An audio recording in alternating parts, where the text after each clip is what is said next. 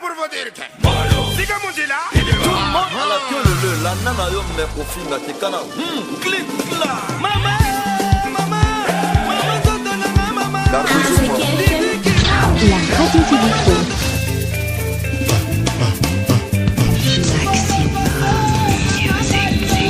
Pas compressant. Écoute ça.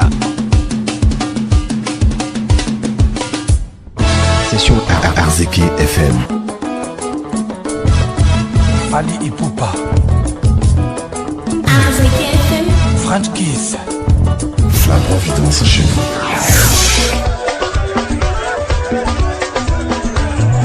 Toute autorité vient de Dieu. Bonjour, vous écoutez Comme le Canada avec Habib Jordi.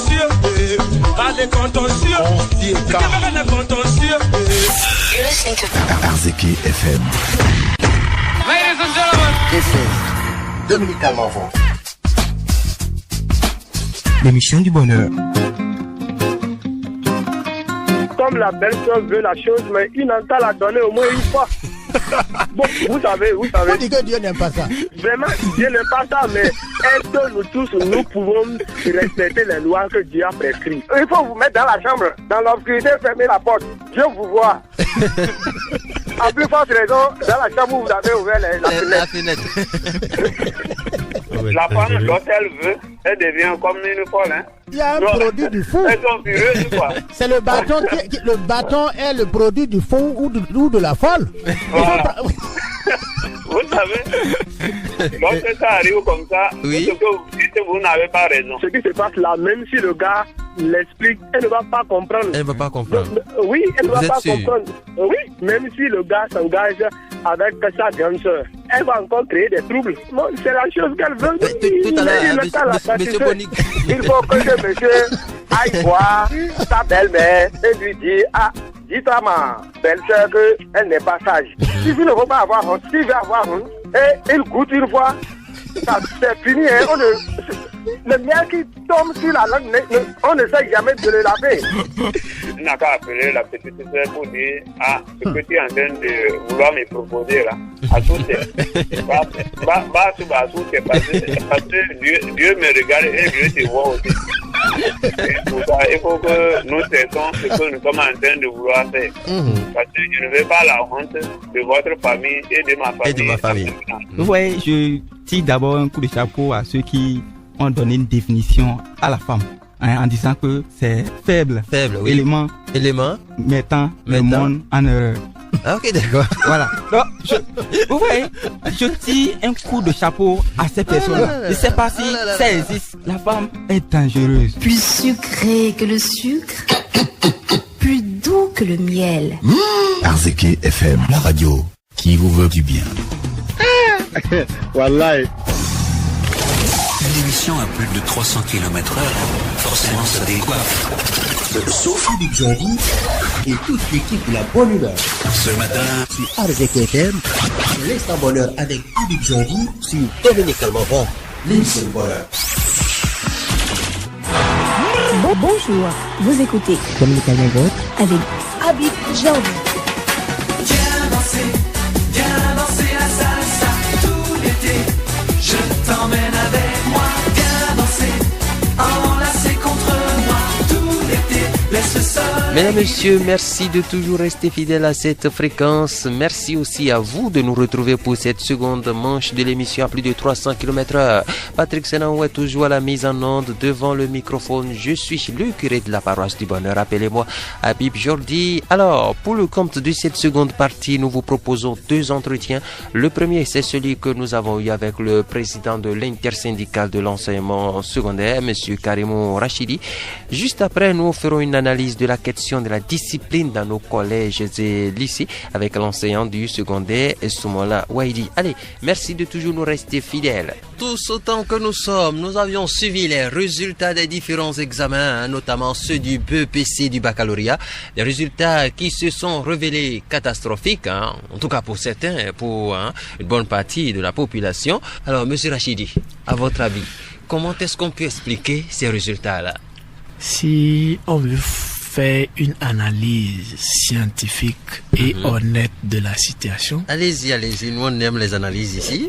Je pense que les résultats reflètent l'image du système éducatif. Ok, d'accord. Mais lorsque on veut jouer à une hypocrisie nationale, on va se mettre dans la peau de dire que les résultats sont mauvais. Qu'est-ce que vous mettez dans l'hypocrisie nationale? Vous voyez, au Bénin, nous jouons tous à la comédie. Les résultats, depuis que les résultats ont été proclamés partout sur les zones, on ne fait que critiquer ces résultats. Et on fera cela pendant peut-être 2 mois, 3 mois et on va oublier. On va attendre l'année prochaine pour voir encore ce que ça va donner. Lorsque on ne fait pas une analyse de la situation, tout laisse croire que le résultat c'est au bout de 9 mois des cours. Non, il faut aller au-delà. C'est ça.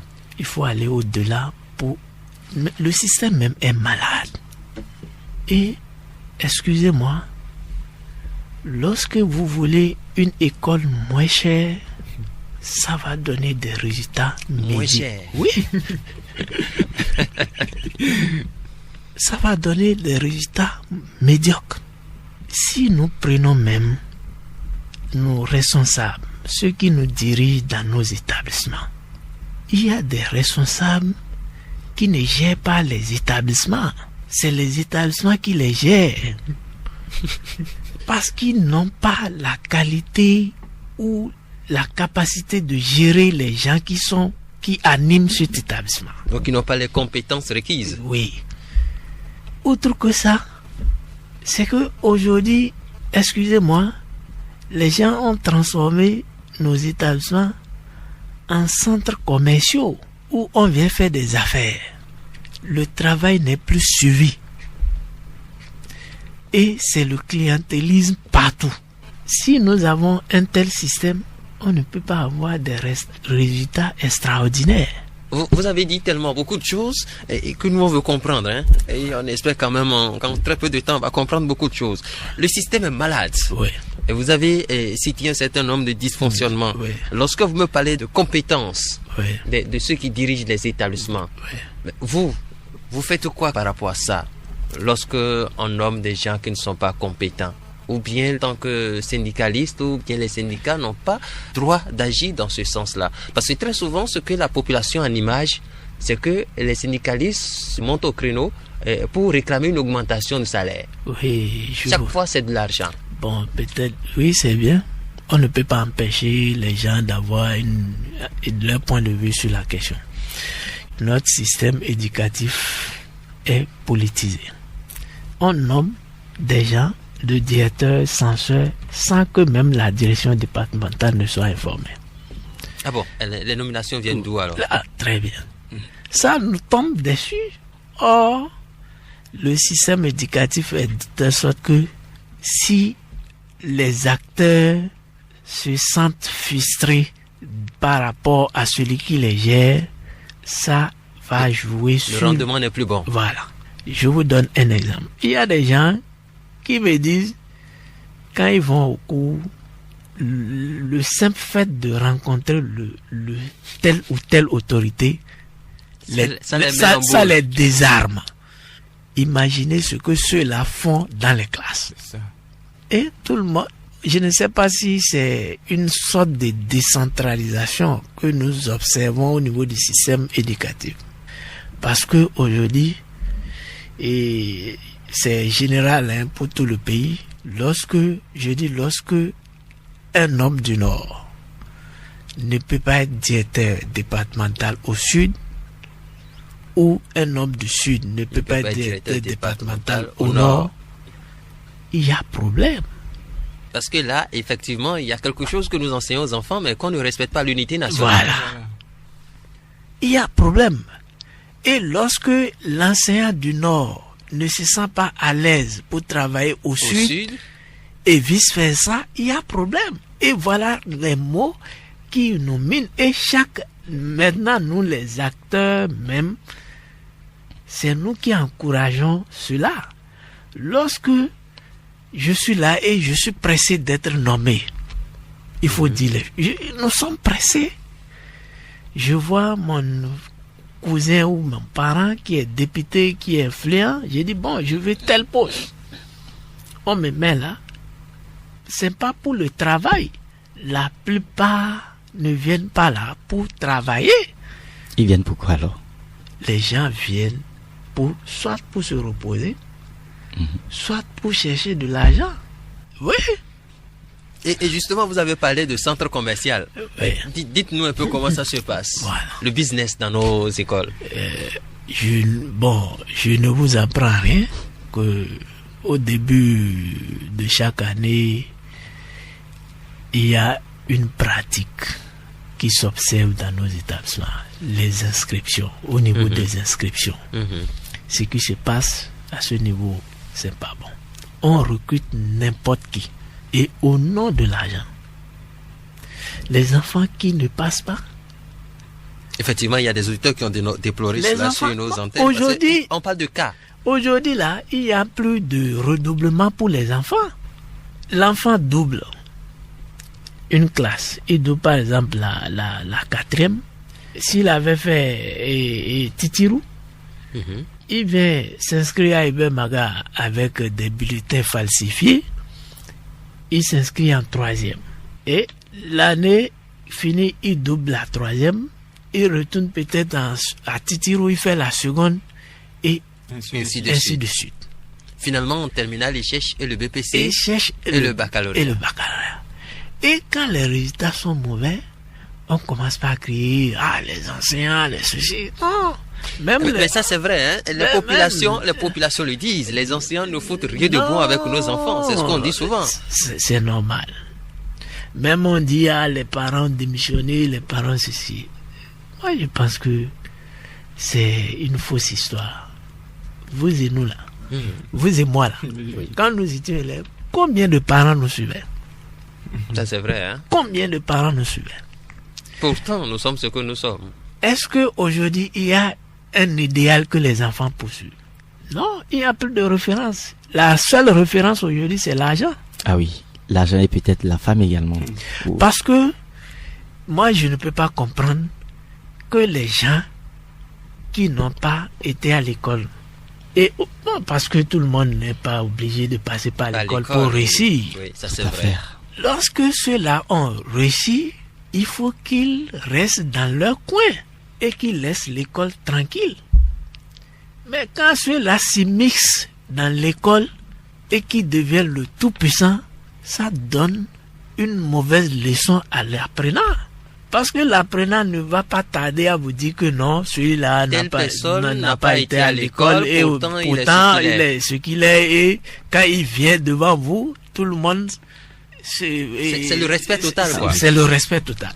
Donc, dans ces conditions, bon, là où je pouvais dire que les parents ont une part de responsabilité.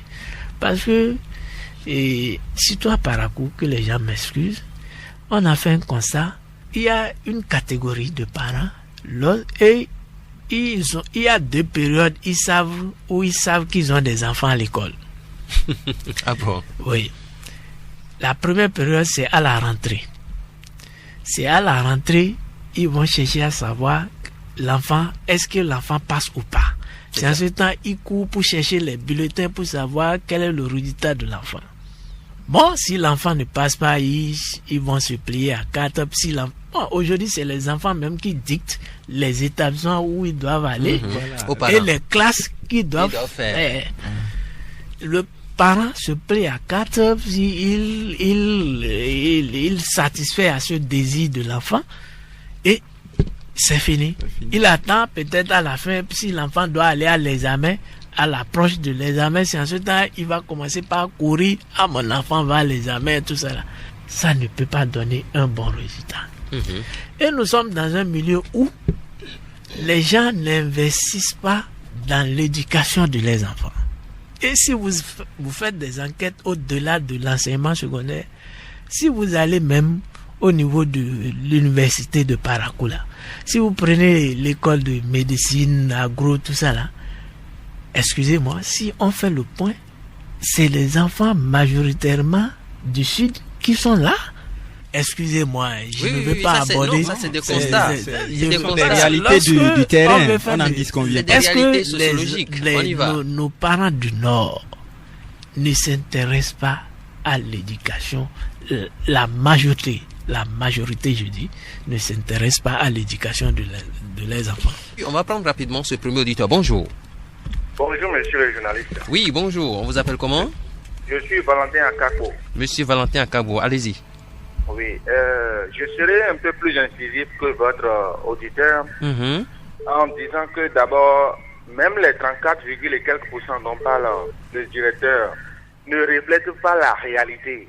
Normalement, si on enlève la part des privés de ce pourcentage-là, le résultat au bac cette année devait donner autour de 15%. Dis donc. Je vais vous donner un simple exemple. On vous dit qu'on a sur 100 candidats, 34 sont admis. Moi, j'ai été professeur de français, j'ai arrêté d'enseigner en 2008. Je vais vous dire que si on va prendre une classe de A1, s'il y a 100 élèves vraiment dans une classe de A1, vous ne verrez pas 34 élèves en mesure de vous faire un commentaire philosophique ou même de parler un bon français. À peine vous verrez 2 enfants ou bien 3 ou au plus 5 qui vous parlent correctement le français ou bien qui vous font bien une rédaction. C'est ça. Donc, le niveau réel n'est pas reflété dans ce résultat-là. Ils savent chanter à Rafat Didier. Non, mais écoutez, on ne cache pas le soleil avec la main. Non, non. Et ce que je vais vous dire pour finir, parce que d'autres doivent appeler, c'est que les syndicalistes doivent maintenant commencer par se remettre en cause dans ce pays. C'est ça. La guerre entre syndicats et IAI des années antérieures doit avoir ses conséquences. Et toutes ces générations de milliers d'enfants qu'on a cloîtrés à la maison à cause de ce que IAI ne doit pas être président, mais IAI doit être combattu, finalement aujourd'hui, tous ces enfants-là sont sacrifiés et n'ont pas le niveau. Ok, d'accord. On aura plus tard des Béninois moitié intelligents ou bien moitié intellectuels, et voilà les dégâts dans le pays. Merci beaucoup. Tout à l'heure, M. Karimou va réagir par rapport à ce que vous venez de dire. On prend un autre auditeur. Oui, bonjour. Bonjour, monsieur le curé. Vous me recevez très bien? Oui, très bien, 5 sur 5. D'accord. Vous appelez comment?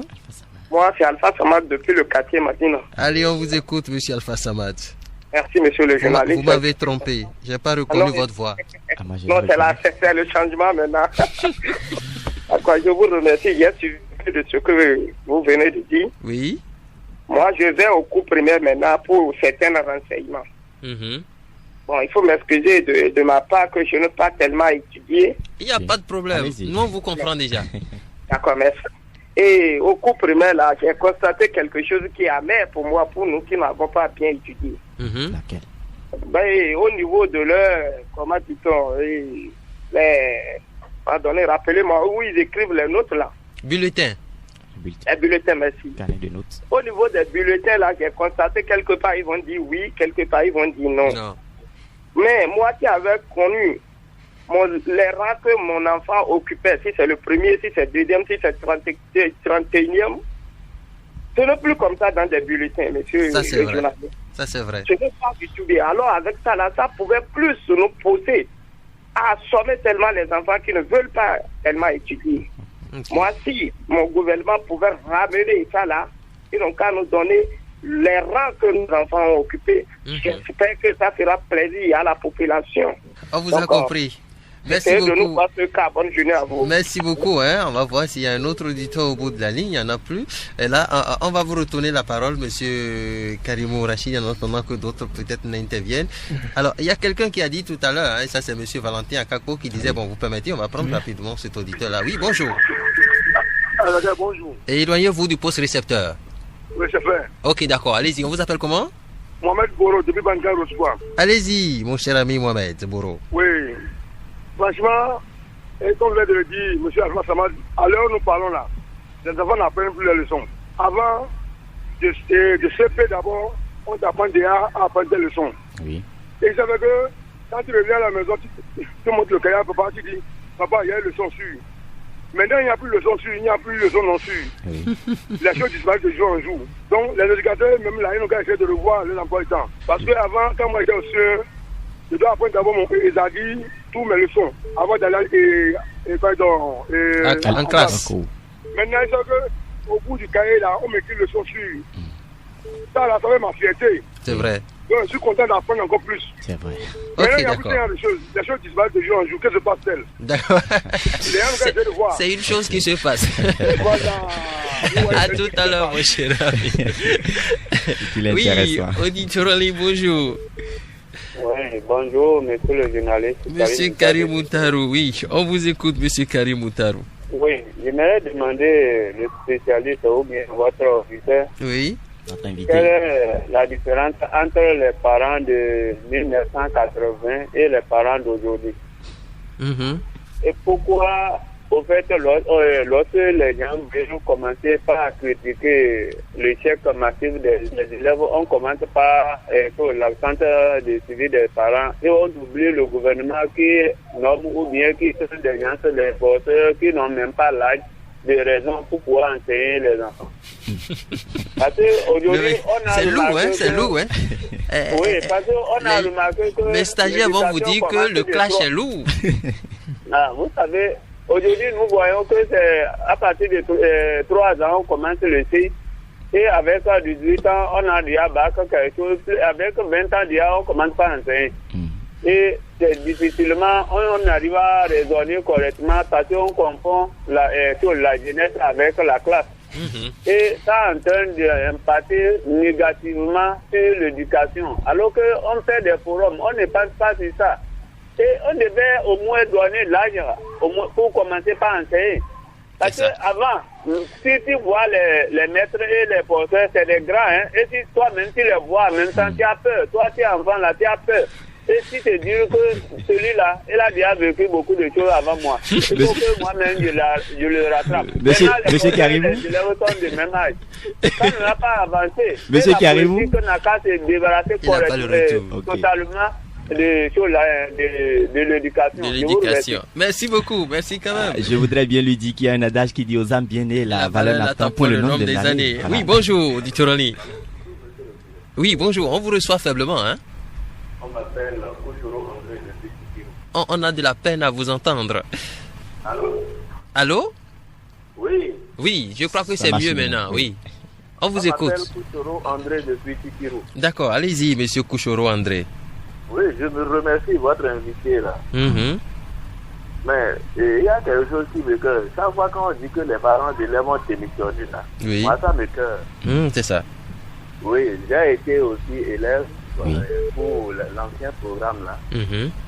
Mais je vous assure qu'au moment où moi j'étais en 6e, j'avais déjà au moins à encadrer les enfants du cours primaire.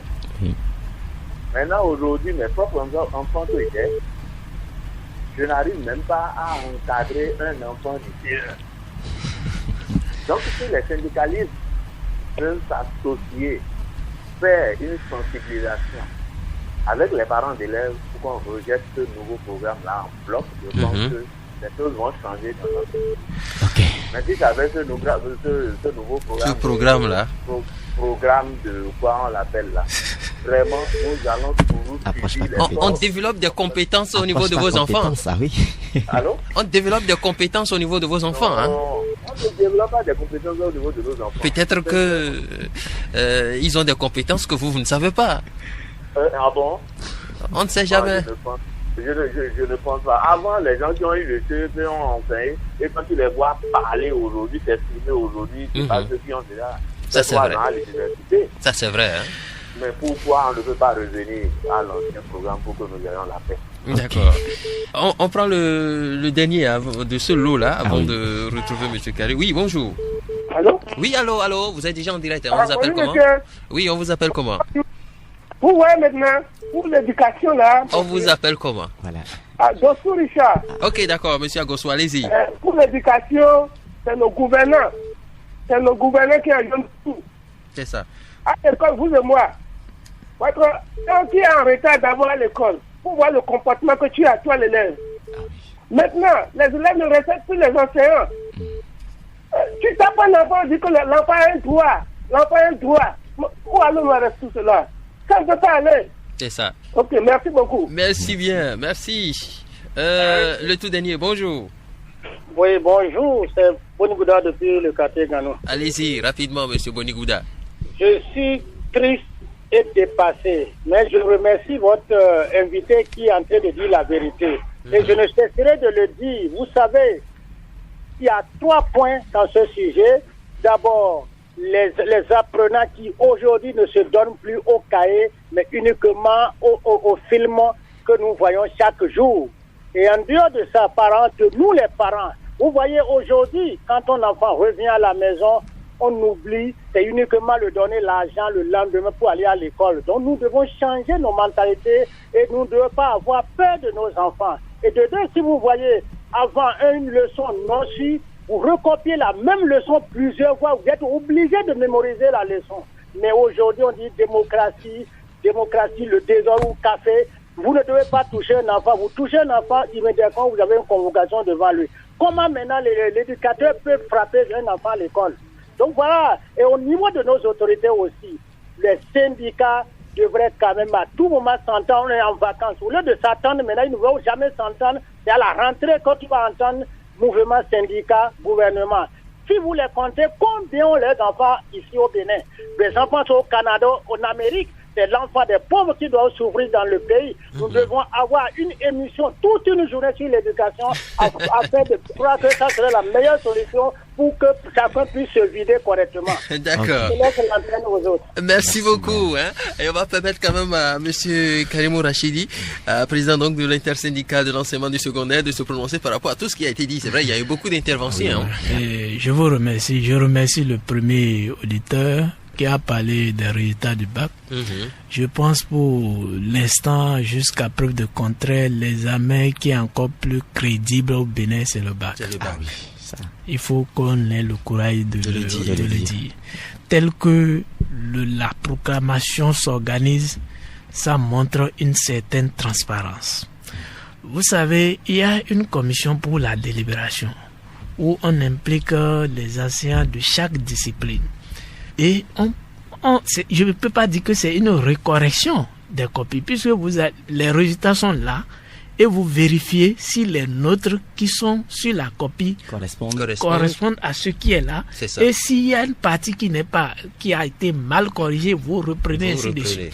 Donc, je peux dire qu'à ce niveau, il y a une transparence. Lorsqu'on dit qu'en A1, par exemple, c'est l'ensemble de ceux qui ont composé. Ce n'est pas les éléments d'une classe donnée. Non.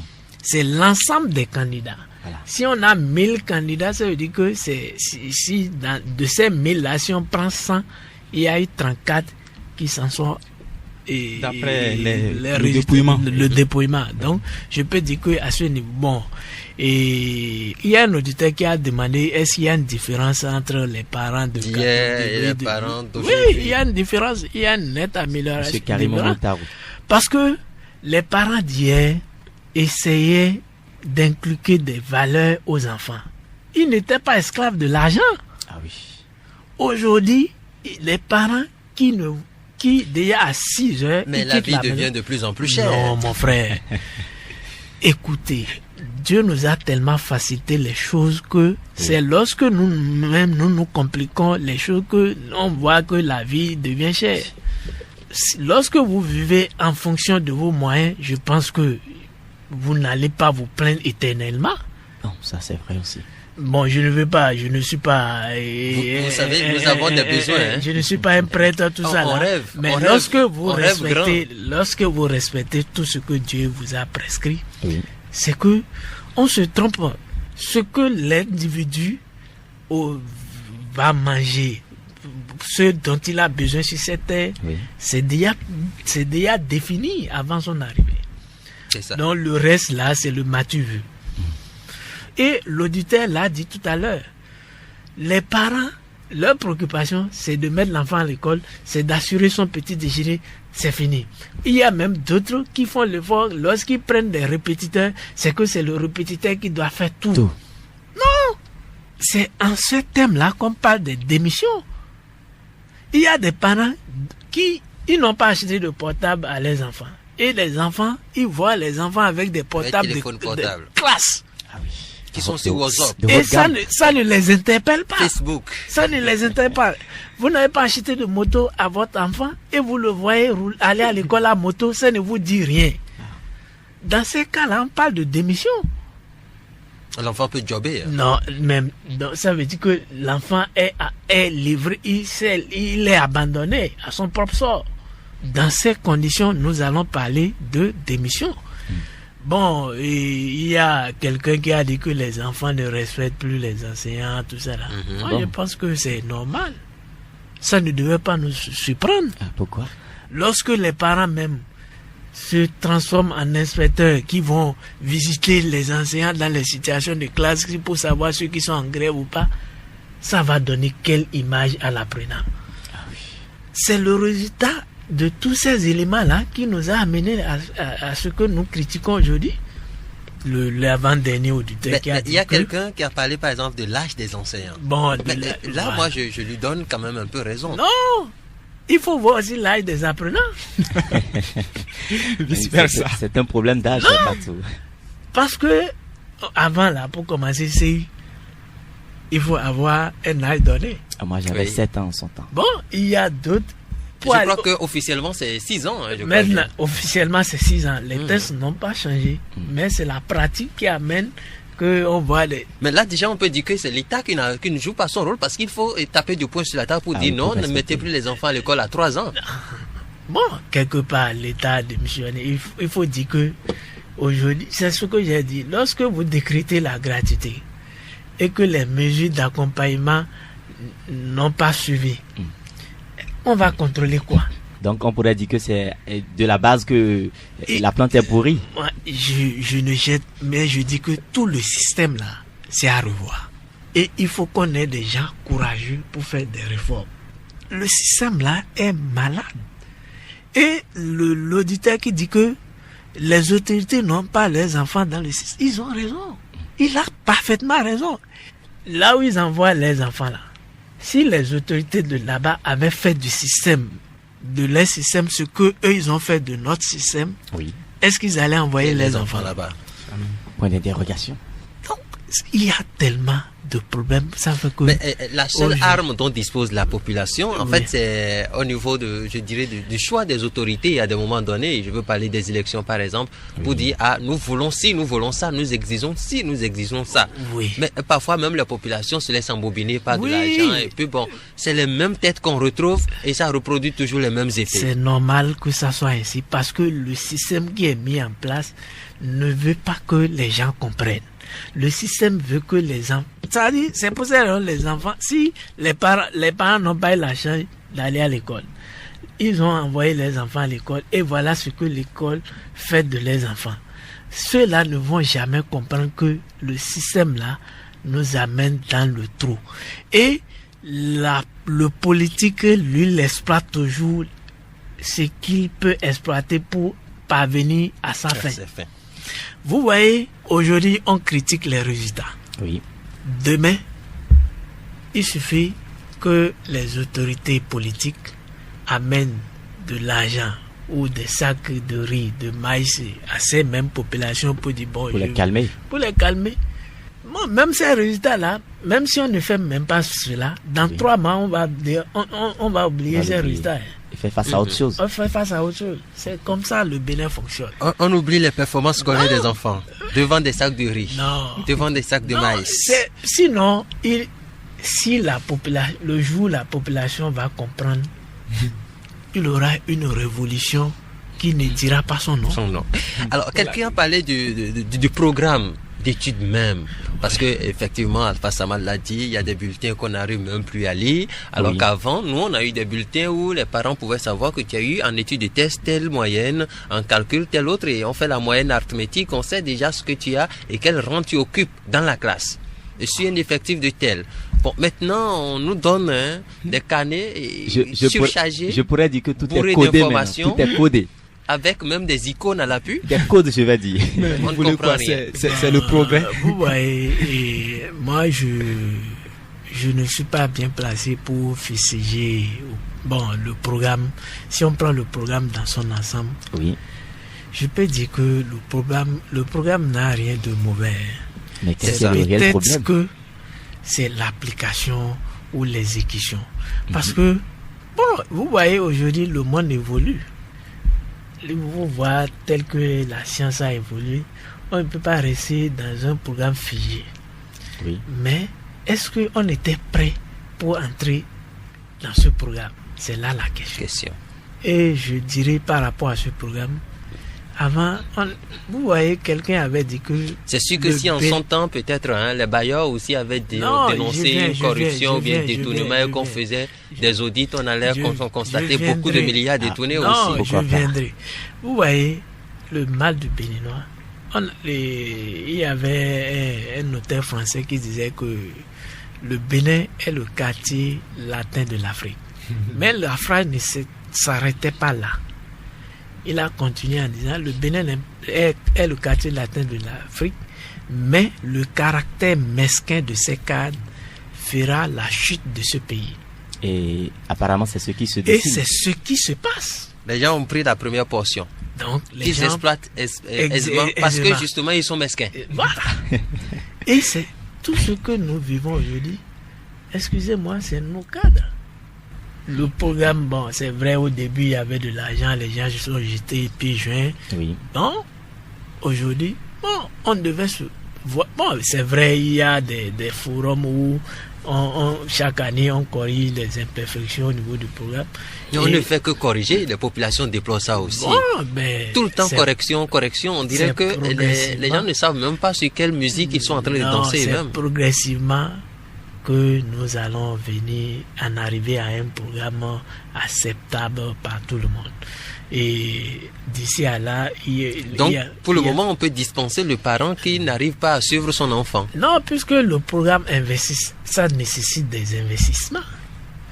Parce que un parent qui veut suivre effectivement son enfant, il faut que le parent ait en mesure d'acheter les documents d'accompagnement que l'enfant utilise à la maison. Et donc il a besoin, obligatoirement. Non, parce que lorsque l'enfant n'a pas ces documents-là à la maison pour pouvoir anticiper sur les activités, oui.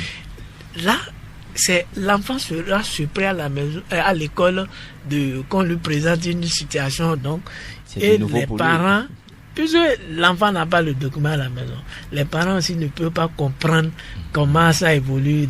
Donc, je pense que c'est la plainte des parents est normale et c'est un programme qui en notre temps, il n'y avait pas assez de photocopies, mais aujourd'hui, pratiquement, on fait les photocopies, tout ça là. Donc, c'est le programme qui existe ça. Ça a des exigences auxquelles la population n'était pas apprêtée. Voilà.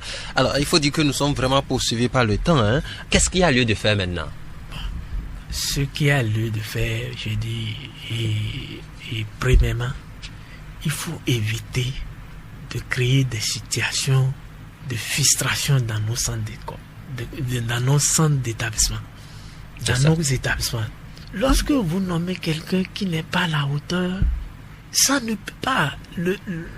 Si le chef d'orchestre lui-même se reproche des choses... Je prends l'exemple de l'armée, c'est tout comme si on nommait un caporal pour commander un capitaine, par exemple. Bon, comme moi, je ne suis pas de ce domaine, je ne sais pas. Mais je sais que à suivre ce qui se passe au niveau de l'armée, même si quelqu'un, il lui reste même 3 mois pour aller à la retraite, si c'est à lui qui revient de porter le grade de général, on ne discute pas avec lui. On le confie ça, il fait ses 3 mois. Et ça pour le récompenser. Non, je pense qu'il y a une discipline là-bas. Mais ici, comme eux-mêmes, ils ont l'habitude de le dire, c'est le bordel civil. Germain Ouchou. En guise de conclusion, je dis merci à notre invité pour avoir répondu à notre appel. Il a été très intéressant. Merci à tous ceux qui font confiance à Arzec FM. Un seul conseil aux amis apprenants, évitons d'avoir un cursus scolaire tronqué. D'accord. Je voudrais dire un mot concernant toi du jour. Oui. Vous avez vu. Ça fait 3 mots. Ça fait reste tout se rattrape. D'abord, c'est une punition sur le bon Dieu. Oui, parce que l'enfant, c'est Dieu qui donne. Vous en aviez eu 3, vous n'avez pas su gérer. Dieu seul sait dans quelles conditions ces avortements clandestins-là ont été faits. Première grossesse, vram. Deuxième grossesse, vram. Troisième grossesse, voilà. Mon curé, c'est le seul. L'homme et sa femme doivent énormément supplier l'Éternel. Car c'est la colère de Dieu qui les frappe. Il est écrit, tu n'avorteras pas. Mon curé, il doit vite supplier l'Éternel avant que d'autres malédictions ne tombent sur eux. Vraiment, moi je ne sais même pas quel conseil à leur prodiguer, mais ce qu'ils doivent retenir est qu'ils sont à la base de leur malheur. Il faut attirer l'attention des femmes sur les erreurs que les hommes les amènent souvent à causer, parce que quand le curé parle de naïveté, je pense que oui, la femme elle a été naïve parce que jusqu'en classe de première, qu'elle accepte avorter pour une 3e fois, sachant bien les conséquences qu'elle encourt, elle pouvait mourir. Vous savez, lorsqu'on trouve quelqu'un et on pense que sans lui on ne peut rien devenir, on est tenté de faire tout ce qu'il nous demande. Mais ce que j'aimerais demander à son mari, comme c'est ensemble, ils se sont tués, il est obligé d'accepter la femme, même si les parents ne veulent plus de la femme. C'est ça. Ça me fera mal si le mari lui donne d'eau, puisque c'est ensemble qu'ils ont fait les choses. Bon, le mari, il peut tricher dehors, il peut faire un autre enfant dehors. Moi, j'aimerais demander aux deux de s'entendre, de s'asseoir et de boire, et l'homme va prendre une seconde femme.